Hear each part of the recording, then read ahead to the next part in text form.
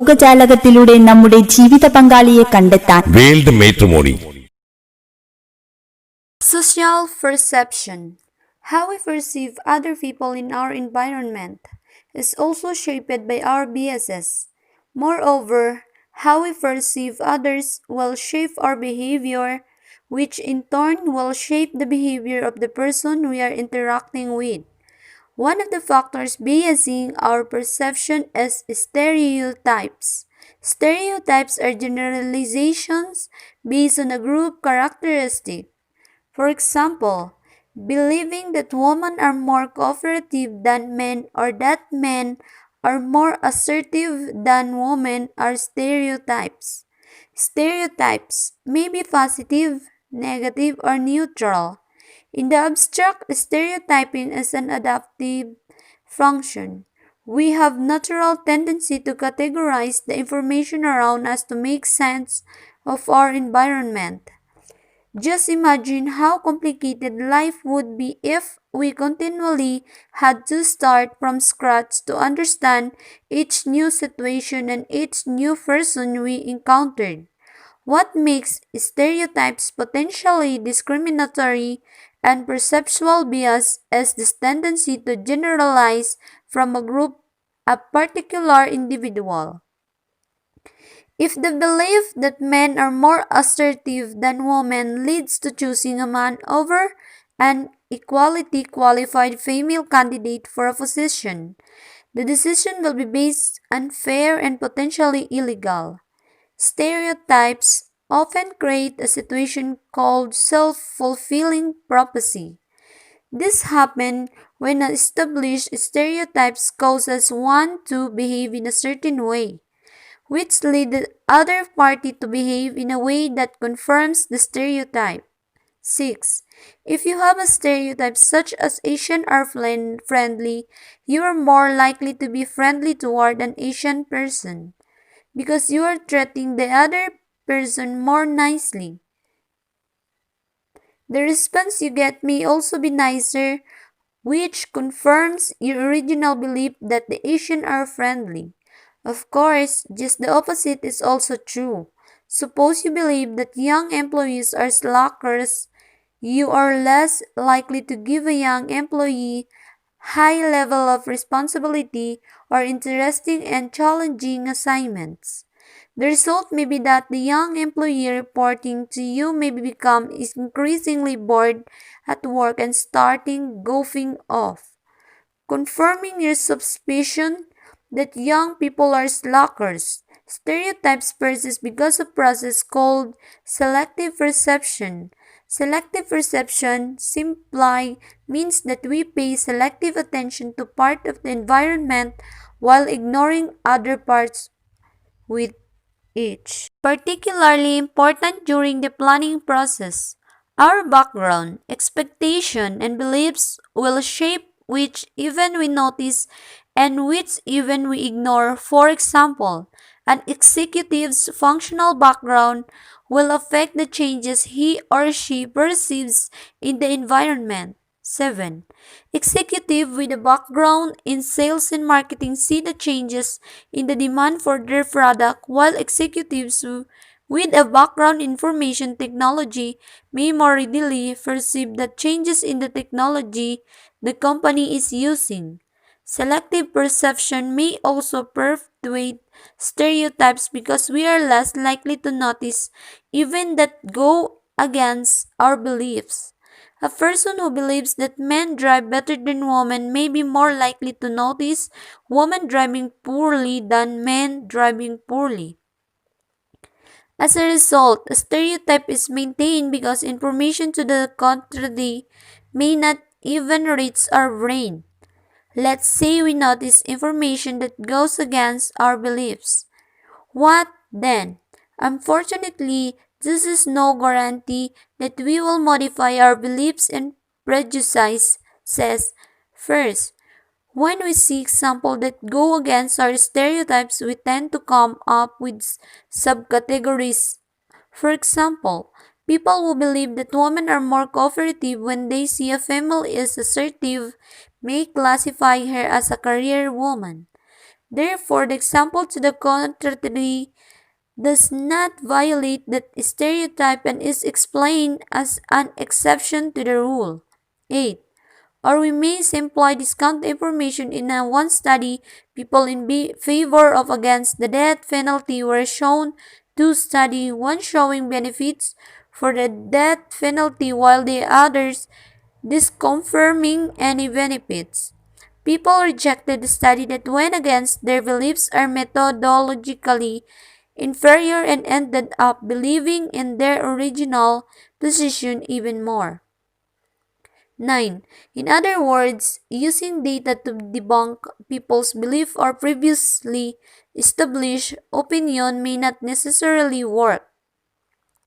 A tendency to guard against when conducting planning and controlling activities. One other perceptual tendency they may affect work behavior is first expressions. The first expression we form about people tend to have a lasting effect. In fact, first impressions one form are surprisingly resilient to contrary information.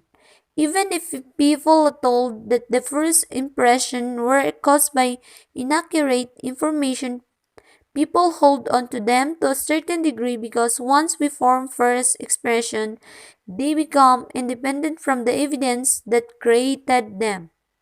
10.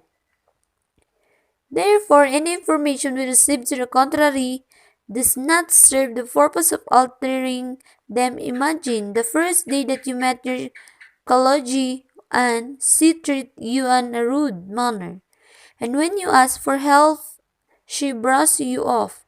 You may form the belief that Anne is a rude and unhelpful person. Later on, you may hear that Anne's mother is seriously ill, making Anne very stressed. In reality, she may have been unusually stressed in the day you first met her, if you had met her at a time when his stress level was lower.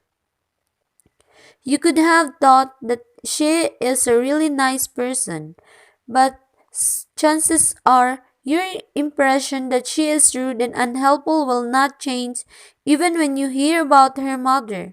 Instead, this new piece of information will be added to the first one: she is rude, unhelpful, and her mother is sick. As a manager, you can protect yourself against this tendency by being aware of it and making a conscious effort to open your mind to new information.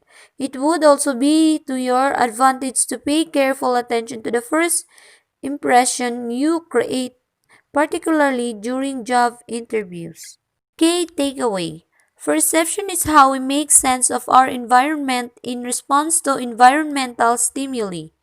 While perceiving our surroundings, we go beyond the objective information available to us, and our perception is affected by our values, needs, and emotion. There are many biases that affect human perception: objectives, self, and others. When perceiving the physical environment, we fill in the gaps and extrapolate from the available information. When perceiving others, stereotypes influence our behavior. Stereotypes may lead to self-fulfilling prophecies. Stereotypes are perpetuated because of our tendency to pay selective attention to aspects of the environment and ignore information inconsistent with our beliefs.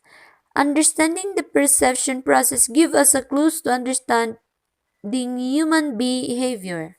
Exercise 1.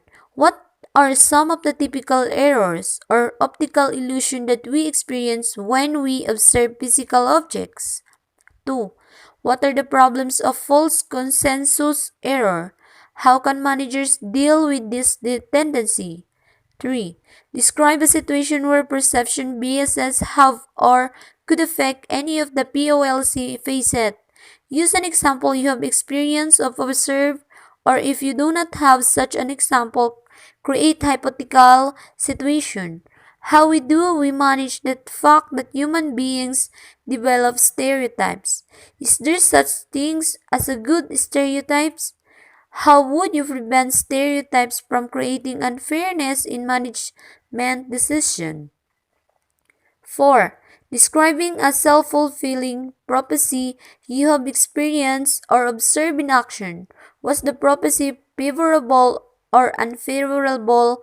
If unfavorable, have good parties have chosen different behavior to produce a more positive outcome? 5. Eugene E.T. Barge J. A. 1987. Social Cognition and Social Perception, Annual Review of Psychology 38, 369 to 425. Keltner, D. Ellsworth, P.C. and Edward K. 1993 Beyond Simple Pessimism. Effect of the Sadness and Anger on Social Perception, Journal of Personality and Social Psychology 64, 740 to 752. 6. Riskin, J. H. Mori, R. and Bowley, L. 1995, The Looming of Spider, The Fearful Perceptual Distortion of Movement and Menace, Behavior Research and Therapy 33, 171. 7. Kelman, P.G. and Shepley 2, T.F. 91, A Theory of Visual Interpolation in Objects Perception, Cognitive Psychology 23, 141 to 221. 8. John O.P. Robbins R.W. 1994, Accuracy and Biases in Self-Perception, Individual Differences in Self-Enhancement, and the Rule of Narcissism, Journal of Personality and Social Psychology 66, 206 to 219. 9. Fields, J.M. Skoman, H. 1976. Public Beliefs about the Beliefs of the Public Opinion, Quarterly 40, 427 to 448. Rose, L. Greene, D. and House P. 1997. The False Consensus Effect and Egocentric Bias in Social Perception and Attribution Processes. Journal of Experimental Social Psychology 13, 279 to 301. 10. Snyder, M. Tanki, E.D. and Bershid E. 1977. Social Perception, Interpersonal Behavior, and the Self-Fulfilling Nature of Social Stereotypes. Journal of Personality and Social Psychology 35, 656 to 666. 11. Waller, M. J. Huber, G. P. Glick with H. W. H. 1995. Functional Background as a Determinant of Executive Selective Perception, Academy of Management, Journal 38, 943 to 974. 12. Huygens E. T. Vargas, G. A. 1987. Social Cognition and Social Perception, Annual Review of Psychology 38, 369 to 425. 13. Lord C. G. Rose, L. and Leeper, M. R. 1979 bases assimilation and attitude polarization that effects of prior theories on subsequently considered evidence. Journal of Personality and Social Psychology 37, 2098 to 2109. 14. Rose, L. Leeper, M. R. Hobart, M. 1975, Perseverance in Self-Perception and Social Perception. Bias and Attributional Processes in the Debriefing Paradigm, Journal of Personality and Social Psychology 32, 882, 892.